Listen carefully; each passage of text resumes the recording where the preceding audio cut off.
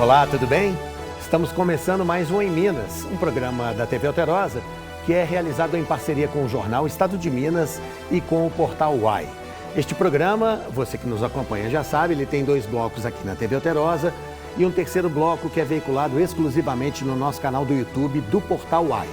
Então já fica ligado, quando estiver terminando o segundo bloco, você já acessa youtube.com/portaluai para continuar acompanhando esta entrevista que está começando agora, hoje com muita honra, com muita alegria, recebendo a Cristiana Gutierrez, que é a presidente da Associação Brasileira de Criadores do Cavalo Manga Larga Marchador. A íntegra deste programa você também lê amanhã na edição impressa do jornal Estado de Minas. Cristiana, muito prazer, muito obrigado por ter aceitado o nosso convite, viu? Prazer é meu, Beni. Muito bom estar aqui para falar um pouquinho do nosso cavalo Manga Larga Marchador. Assunto muito bacana hoje. Eu queria começar exatamente pedindo para você estabelecer para o nosso público a diferença entre 2 raças que são o Manga Larga e o Manga Larga Marchador. Não é a mesma coisa, não é isso? A gente não pode abreviar. Exato. Já fomos, uma mesma raça. Uhum. Antes da fundação da nossa associação, que inclusive ontem completou 75 anos, E um motivo, de muita alegria, muita honra para nós, estarmos lá nesse momento presidindo a associação. Mas no passado, a raça surgiu no sul de Minas Gerais, uma raça que englobava ali o cavalo da raça Manga Larga. Tá. Em determinado momento, alguns descendentes das famílias sul-mineiras mudaram para São Paulo, levaram com eles a tropa como herança, a parte que era, que lhes cabia da tropa, e começaram então a trilhar um outro rumo no processo de seleção. Passado determinado período de tempo, então, aqueles que estavam ainda no sul de Minas acharam por bem estabelecer uma nova associação, que aí então passou a ser a Associação Brasileira dos Criadores da Raça Manga Larga Marchador. Uhum. Então, às vezes a gente fala Manga Larga Paulista, que é se referindo a esse ramo, que realmente foi para São Paulo, ali para o interior de São Paulo, região da Mogiana, e ali as famílias Junqueira, Meireles, que se estabeleceram, trilharam ali, talvez optaram por outro caminho de seleção. Uhum. E os mineiros seguiram, então, o seu rumo. O berço do marchador é Minas Gerais. É Minas Gerais. O nosso berço da raça, a gente, inclusive, tem denominado, Cruzilha, como berço da raça, o sul de Minas. E hoje ele existe no país inteiro?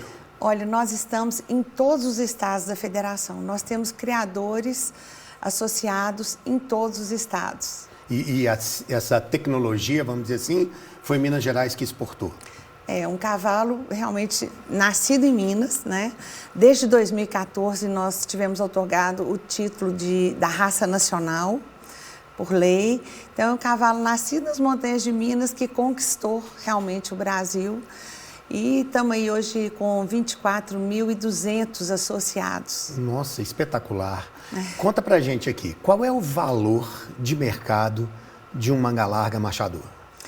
Olha, essa pergunta é uma pergunta muito recorrente e é uma pergunta seguinte: o nosso cavalo, eu sempre digo que ele é um animal, que ele é uma raça eclética e, muito ampla. Nós temos cavalos de 1.000 a 1.000.000, depende daquela sua finalidade. Então, por isso que é muito importante a gente saber qual que é o propósito do criador ou do usuário. Então, nós temos cavalo de sela aí na faixa de 5 a 10 mil reais, temos cavalo de sela castrados, mas que são para concurso de marcha, cavalos de pista que obviamente atingem outro patamar, e temos obviamente o topo da genética, que são as doadoras, os garanhões, que são a elite da raça, que não apenas por eles premiados, mas também pela sua progenie, que já espelham, já trazem ali a bagagem genética e diferenciados no mercado. Quando você fala cavalo de sela, vamos explicar. É esse cavalo que a gente encontra na fazenda, usado para passeio. Isso, cavalo para passeio, para o trabalho, para o lazer e para o trabalho nas fazendas. O trabalho da lida diária do gado nas fazendas. E, obviamente, como diz o nome, o marchador, ele é um cavalo de marcha, de tropa, por exemplo, para longos trajetos, por exemplo. O cavalo, o diferencial da nossa raça é exatamente essa, comodidade. E essa comodidade vem desse andamento marchado que se refere à distribuição dos apoios durante o movimento. Essa distribuição dos apoios é que confere essa comodidade, mas também uma característica fundamental para um bom cavalo de sela, que é o temperamento, a rusticidade, né? Então, um temperamento, um cavalo fácil de manejo, fácil de ser adestrado. Sim, cavalo fácil de ser adestrado e montado, não é? Quer dizer que tem cavalo de 1 milhão, Cristiana? Tem cavalo até de valores acima disso, que são cotizados, né? Que vivem às vezes em centrais, né? Permanecem em centrais, e o sêmen é então distribuído para o Brasil inteiro, para os sócios, né? Condominiados. Nós temos um grande número de garanhões condominiados. Gente, para quem não sabe, hoje sábado, está começando lá no Parque da Gamileira, a Exposição Nacional do Cavalo Manga Larga Machador, não é isso? Exatamente. São 2 semanas, conta pra gente. Esse ano nós teremos 15 dias, até o ano passado foram 13, esse ano nós, exatamente pelo número enorme de animais, de julgamentos, nós temos 2 dias a mais, então, de hoje, dia 20 de julho, até o dia 3 de agosto, no Parque da Gameleira, aqui em Belo Horizonte. Estamos vendo imagens do ano passado, não é isso? Isso foi a exposição do ano passado. É uma festa, né? Você tem o quê? Os estandes, tem os desfiles? Nós temos julgamentos de marcha, morfologia e funcional na pista principal, que é o julgamento convencional. Temos uma pista de esporte. Quando nós falamos aí da função do Manga Larga Machador, nós não podemos esquecer dos esportes, que por sinal a gente vem trabalhando muito nessa vertente, e das cavalgadas, que é uma vocação natural da nossa raça, né?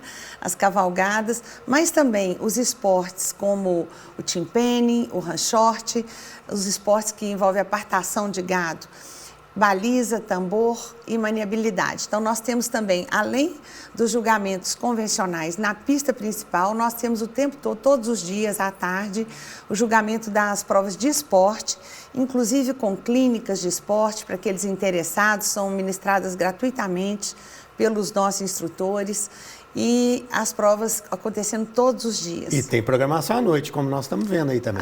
Temos. Nós temos uma vasta praça de alimentação, área kids, fazendinha para as crianças, muitas lojas de artigos, né, equestres. Sim. Enfim, tem uma amostragem muito grande de produtos e também restaurantes, música ao vivo. Nós não temos shows. Exclusivamente, a nossa pista está o tempo todo, durante 15 dias, voltada para a estrela maior nossa, que é o cavalo, e é palco dos julgamentos. E como é que traz esses cavalos do país inteiro, Cristiana? Como é que faz isso? Então, nós temos 1.546 animais em julgamento no Parque da Gameleira, 478 expositores de 16 estados do país. Fantástico. E temos um público aí estimado durante esses 15 dias, como foi o ano passado, 2022, de 180 a 200 mil pessoas passando nesses dias todos pelo Parque da Gameleira. Cristiana, vamos fazer um rápido intervalo? Na volta vamos falar sobre os leilões, tá bom? Tá bom. É um instante só, a gente vai lá e volta já.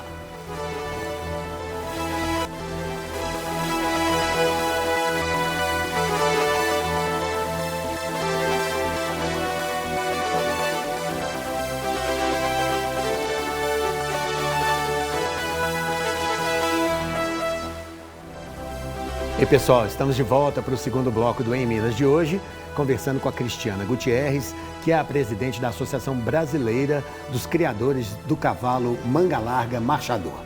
No bloco anterior, a gente começou a falar da exposição nacional, né, Cristiana, que começou hoje no Parque da Gamileira.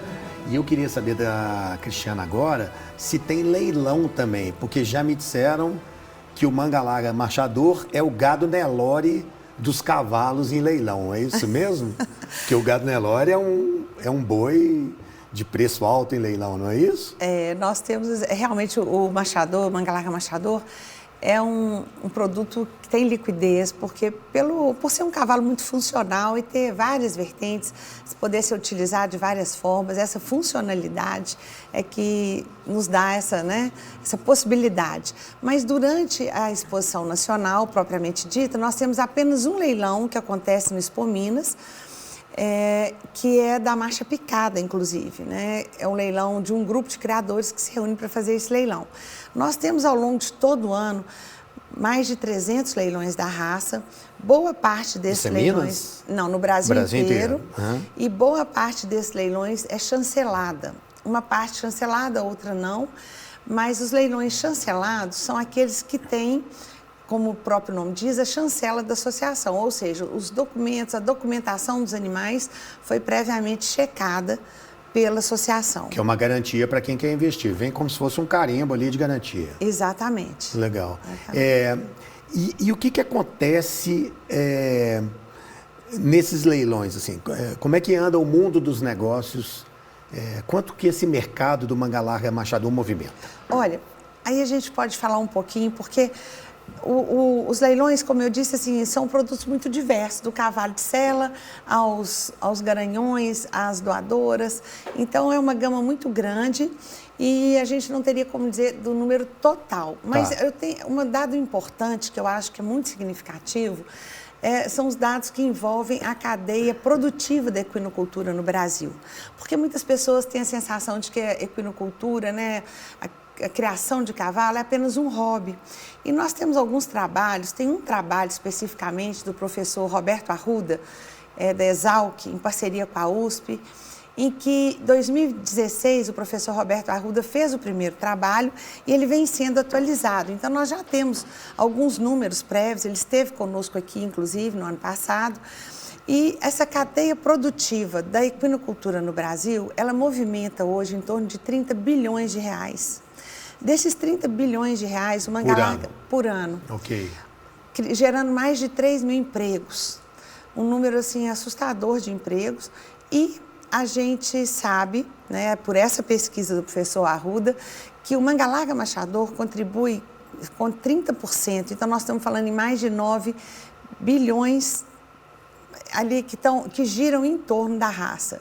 Mais de 32% desses valores seriam a parcela do manga larga machador, que é a raça. O tamanho do rebanho, você diz? Não, em volume de movimentação financeira no país. Então, acho que são números bastante expressivos. É a raça que tem o maior valor, né, em movimentação. 30%, o restante está dividido aí, depois é seguida pelo par de milha, crioulo, e aí vem as outras raças. Cristiana, eu imagino que para criar um animal tão especial, né, com essas características tão particulares, né, é preciso ter uma mão de obra muito capacitada, muito preparada, né? Existe essa mão de obra disponível? Assim, é fácil encontrar gente para atuar nesse segmento? Olha, esse é um gargalo hoje para os criadores. E até para atender a expectativa dos criadores. E essa necessidade crescente, porque nós temos uma média de entrada de mais de 200 associados por mês. Muitos deles são usuários, obviamente, não exigem talvez uma mão de obra tão refinada quanto aqueles que vão se dedicar à pista, expositores, né?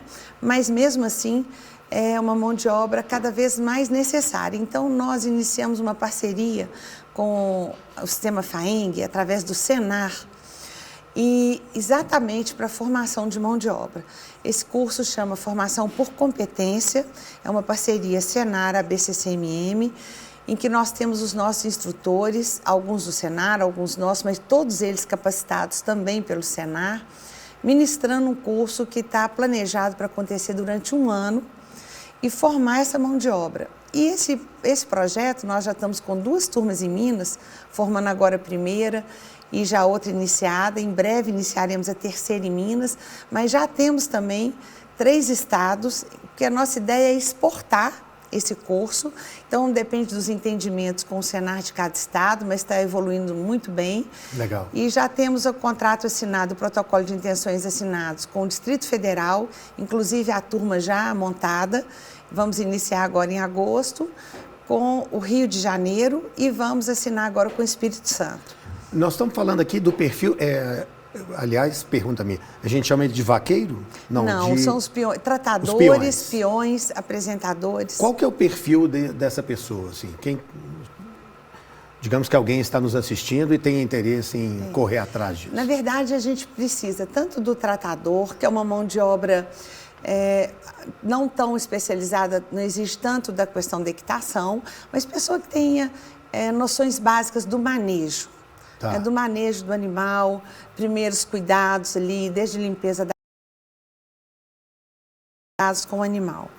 Daí nós temos então os peões, aí já exige a doma, a equitação, né, habilidades mais, vamos dizer assim, específicas e também um aprendizado maior das técnicas de equitação, enfim, para que o animal possa demonstrar todas as suas qualidades, né? E os apresentadores desses peões, né, temos também os que apresentam animais em pistas, talvez já uma mão de obra um pouco mais refinada, até os gerentes de áreas. Então, o nosso curso, inclusive, ele está planejado para formar todas essas categorias, né? Tanto o tratador, quanto o peão, até aquele que queira se dedicar e se tornar um gerente de áreas. Uma pergunta, vem missões estrangeiras aqui para a exposição? Nós já tivemos aqui... O Mangalaga Machador existe fora do Brasil? Existe. Nós temos em torno de 30 entre criadores e usuários nos Estados Unidos, em vários estados americanos. Inclusive, agora vamos ter lá um curso, está aí no instrutor nosso, vamos ter uma prova lá do caminho do machador. Já tivemos algumas reuniões com eles online. Temos na Europa também, na Alemanha, na Holanda. Infelizmente, nós temos a questão da barreira sanitária para a exportação dos produtos. Mas temos também já entendimentos com a Câmara Setorial para a exportação de sêmen e de embriões. Esse não é um problema nosso, quer dizer, de todas as raças. Então, através do IBEC, que é o Instituto Brasileiro de Equinocultura, do qual nós fazemos parte, nós temos já vários movimentos no sentido de facilitar a exportação do sêmen, obviamente via centrais do mapa do Ministério e também a possibilidade futura de exportação dos embriões. Gente, a Cristiana é a primeira mulher a ocupar a presidência da associação, não é isso? Verdade. Nós vamos falar disso daqui a pouquinho. Antes, eu ainda quero te perguntar sobre a tecnologia envolvida na criação, no trato desses animais. Eu suponho que seja tecnologia hiper avançada. Sim. As técnicas todas de reprodução, principalmente, elas evoluíram muito e muito rapidamente. Quem for ao Parque da Gameleira, inclusive, ou quiser olhar no nosso site, nós temos uma vasta programação de palestras técnicas que acontecem simultaneamente no auditório. Todas as manhãs e tardes nós temos uma palestra técnica. E a rapidez com que tudo isso evolui é assustadora. Então, essas técnicas de reprodução, de manejo, a questão da nutrição, tudo isso vem agregando muito conhecimento e facilitando muito para aqueles que querem estudar, realmente adentrar esse mundo com mais conhecimento, é muito interessante. E, obviamente, quando a gente fala dessa cadeia aí da equinocultura que movimenta esses 30 bi nesse país, né, onde o agro é tão importante, sim.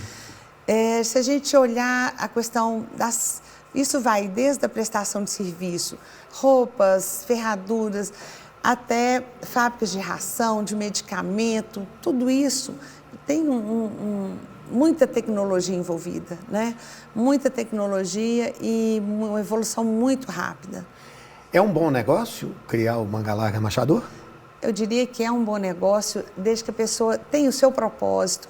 Ela tem que identificar qual é o seu propósito, né, ao criar cavalos. Se ela vai ser só um usuário, se ela vai ficar ali com a família montando, quer ser um associado usuário, se ela quer se dedicar à seleção zootécnica da raça como criador, e aí fazendo um bom planejamento e buscando sempre o conhecimento, né? Planejamento, conhecimento e uma boa mão de obra, uma boa consultoria. Aquele que quer investir, por exemplo, em Mangalaga Machador, por exemplo, como criador, reprodutor né, do animal e tudo. Existe, por exemplo, linha de financiamento bancária? Como é que uma pessoa entra não nesse existe segmento? financiamento específico para o cavalo, como existe, por exemplo, para a compra de rebanho, né, de gado, por exemplo. Linha específica não há. Né? É preciso buscar investimentos por conta própria. Sim. Cristiana, quero te agradecer demais pela sua presença aqui na TV Alterosa. Foi um papo muito gostoso, né? Um papo bonito, né? Com esses cavalos. Né? Mas nossa conversa não termina, porque, conforme combinado, nós vamos agora para o YouTube do Portal Uai, tá bom? Olha, eu que agradeço a oportunidade de estar aqui falando do nosso Manga Larga Machador, que é uma paixão, e convidar todos para estarem conosco lá no Parque da Gameleira. Isso. Conhecer um pouco mais dessa raça mineira. A maior parte dos nossos criadores são mineiros. Então, para estarem lá conosco, conhecer um pouquinho dessa raça. Maravilha. E você que nos prestigiou com a sua audiência, muito obrigado, tá? A gente tem um encontro semana que vem, mas agora você acessa aí youtube.com/portaluai para continuar acompanhando o nosso bate-papo. Tchau.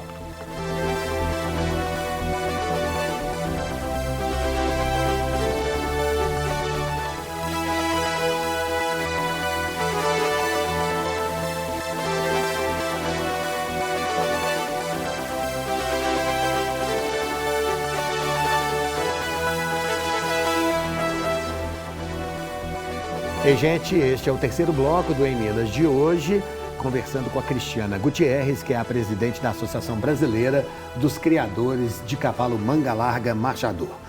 Cristiana, no bloco anterior, a gente estava falando sobre investir nesse segmento, que é uma coisa difícil. Não é coisa para aventureiro, não é isso? Eu acho assim, nós começamos a criar cavalo muito movidos pela paixão, pelo animal e também pelo gosto de montar. Mas no momento que você vai se destinar um capital para isso, é muito importante que você faça um planejamento, que você busque uma consultoria técnica, para que você não perca nem tempo e nem recurso, né? Para não haver dispersão de tempo e recursos financeiros, dando volta, às vezes, até achar o seu rumo ali dentro do criatório.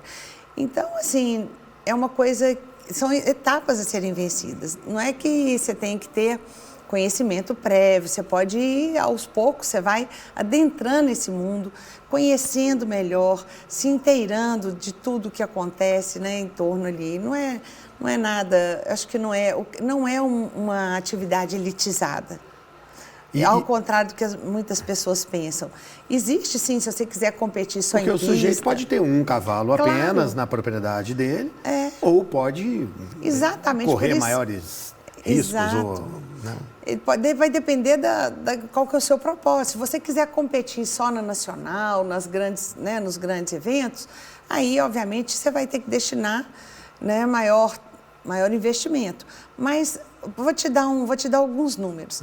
Nessa exposição nacional que está acontecendo agora, mais de 200 expositores trazem apenas um animal. E 79% dos 478 expositores trazem de 1 a 4 animais. Então, existe um termo que o pessoal gosta de falar, eu pessoalmente não gosto, que é o pequeno criador, aquele que tem um rebanho menor ou que investe menos. Dá a impressão de que a nacional é muito elitizada. Não, ela é para todo mundo. Esses números mostram muito bem isso. Sem dúvida. Né? Mostram muito bem. E também o rebanho de equinos no Brasil, mais da metade dele trabalha da porteira para dentro da fazenda. Não são animais só de pista. Estão no lazer, na sela ou na lida. Só para a gente ter uma ideia, o maior criador hoje tem quantos animais? Olha, em torno mais de 500 animais, com certeza. É você, não? Não sou eu, não. Tem não? criadores em número de animais. Porque esses números absolutos, eles às vezes não refletem exatamente por quê. Tem as receptoras, que são aquelas éguas que são utilizadas apenas como embrião, o pessoal, barriga de aluguel, seria, né? Então, esse número talvez não seja, mas se você olhar lá o ranking, o que seria o grande ou pequeno criador? É muito mais importante qual que é o seu comprometimento com o processo de seleção. Né? Se você quer ser ali um usuário, um criador ali que está ali só criando, participando das pistas menores, até que patamar você quer, porque é uma raça muito democrática. Então, nós temos desde criadores que estão só ali nas cavalgadas conosco, nós temos um projeto lindo de cavalgadas temáticas, que depois a gente pode falar um pouquinho. Vira e mexe a gente vê reportagens, né, com as cavalgadas. Exatamente. Né? E esses criadores, eles estão ali no nicho deles, eles querem criar para viver a raça, curtir o animal, os seus momentos em família, os momentos com a natureza, enfim.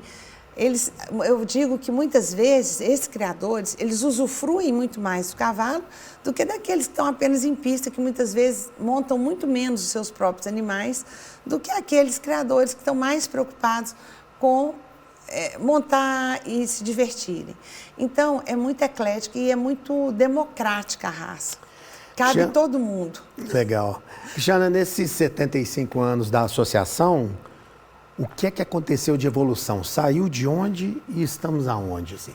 Quais foram os avanços, as conquistas? Olha, a associação, se a gente for começar a pensar até no cenário nacional, imaginar que uma instituição, uma associação que tem tantas dificuldades, né, com associados, de iniciar, de formatar os processos de uma raça, começar do nada ali, e passou por tantos grandes desafios nesse país, né? Se a gente for pensar, até mesmo uma pandemia aí que nos privou das exposições, dos encontros presenciais. Então, assim, ela vem sobrevivendo bravamente, uma associação forte que vem sobrevivendo a esses desafios e, obviamente, ela passou por momentos de muitas mudanças internas também.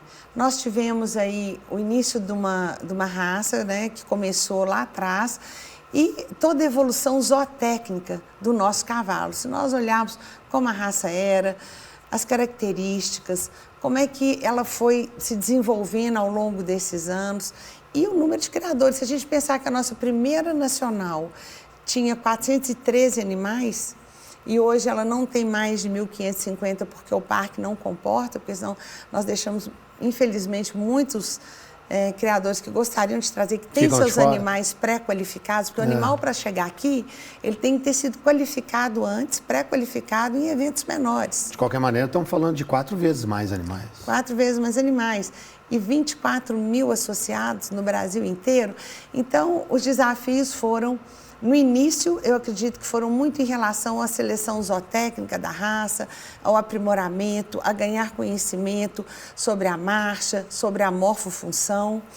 Hoje, a gente segue evoluindo, investindo muito em conhecimento, em capacitação técnica, não só do nosso corpo técnico, ou seja, do colégio de jurados, dos nossos inspetores técnicos também, que são aqueles que registram os animais no Brasil inteiro, mas também do nosso associado.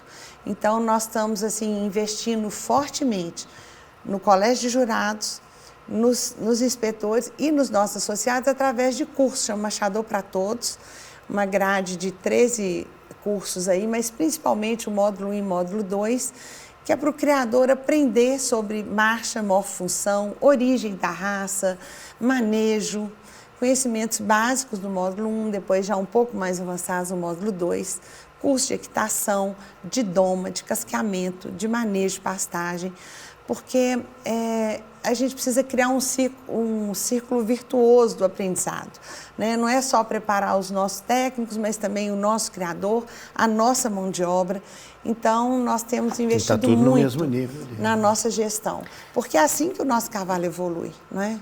Gente, como eu falei lá no bloco anterior, pela primeira vez a associação tem uma mulher na presidência. Como é que você foi parar numa entidade que é, digamos, ou foi, um universo praticamente masculino? E você é uma médica. O que você foi fazer cuidando de cavalos? Conta isso pra gente. Olha, realmente o ambiente, né, o meio ainda é predominantemente masculino. Se for olhar no nosso quadro de associados, menos de 20% são mulheres associadas titulares dos seus plantéis. Mas a gente sabe que o universo feminino está permeando aí todo, porque as esposas, as filhas são muito presentes, muito presentes. A gente vê isso todo dia. Eu que rodo o Brasil inteiro nos eventos e dentro da gameleira nas provas sociais. Então tem muitas mulheres, mas que estão aí à frente dos seus próprios aras, infelizmente não chega a 20% ainda. Mas é um número crescente. Não, ia dizer, pelo número que você falou de associados, no Brasil, mais de 24 mil, não é isso? Isso, 24.200. Então, estamos falando de um número bastante expressivo. Eu acho que a chegada da mulher no cavalo, ela vem na esteira desse posicionamento feminino no agronegócio como um todo, né? Desde que a tecnologia invadiu o campo, a mulher se estabeleceu definitivamente, né, na seara do agronegócio. Porque às vezes a gente pensa na mulher assim, só lá de botina dentro da fazenda. Mas aquelas que trabalham com essa tecnologia, desenvolvimento de produtos, de ração, medicamentos, toda essa linha de produtos, nos escritórios, enfim.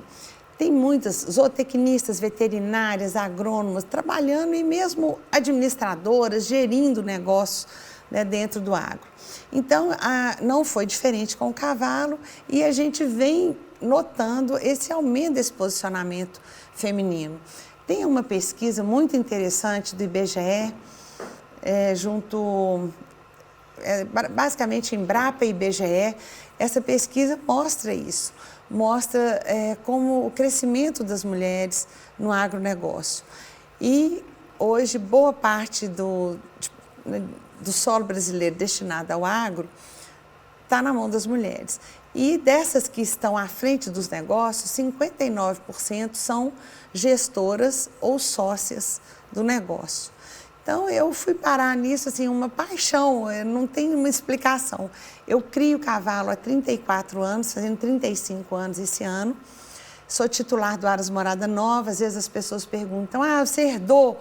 Não, não herdei nada, o meu pai... Ainda tem esse detalhe, foi você que iniciou na família a criação. Eu não herdei, eu herdei a fazenda, mas não herdei o criatório. Meu pai, ele gostava muito de fazenda, embora não fosse o principal negócio, mas ele era um fazendeiro e destinava a fazenda à pecuária leiteira. Ele criava holandês e produzia leite em grande quantidade. Mas eu tinha um cavalo para eu montar na fazenda, basicamente. Mas eu depois fui gostando cada vez mais e comecei como usuária. Durante um bom período, eu fui muito mais usuária do que uma criadora, propriamente dita, de pista. Tive os meus filhos, criei os meus filhos nesse meio, começamos fazendo enduro equestre. Meu filho foi campeão brasileiro de enduro várias vezes, se dedicou muito a isso. Inclusive, depois foi montar outras raças, mas nunca deixou de prestigiar estar com o machador, e hoje é ele, inclusive, que está praticamente à frente do Aras, já que eu estou dedicando a associação. Então, assim, nesses anos todos eu tive a oportunidade de ver muita coisa acontecer, né, no cavalo, muita evolução, a gestão de vários presidentes à frente da nossa associação. Nunca quis participar de nenhuma chapa, porque eu realmente não sou uma pessoa muito afeita, né? Eu não tenho essa veia política, mas sou uma apaixonada por essa raça, de fato sou apaixonada pelo manga larga machador, gosto de montar e inclusive esse projeto das cavalgadas temáticas é um projeto assim que vem do coração da nossa diretoria. Eu tenho um diretor de esportes que é o Maurício Perrotti, é o paulista, mas também é um apaixonado por montar a cavalo. Então assim a gente vem... Chegou um momento na minha vida em que eu tive a condição de destinar. Na hora que eu decidi ficar mais por conta do Aras, aí veio esse momento aí e destinar o meu trabalho, o meu tempo à associação. E a melhor coisa que tem no mundo é quando você pode se dedicar por aquilo pelo que você é apaixonado, né? Não tem coisa melhor, né? Fazer aquilo que você tem paixão, né, não? Cristiana, quero te agradecer novamente pela sua presença aqui no nosso programa, por ter aceitado o nosso convite. Meus parabéns pela presidência lá, uma mulher ocupando o carro. E aguardamos você lá na exposição. Combinado, vamos lá conhecer. E a você que esteve com a gente até agora, muito obrigado, viu? Pela sua audiência. Nosso próximo encontro, você já sabe, sábado que vem, tá bom? Tchau, um abraço.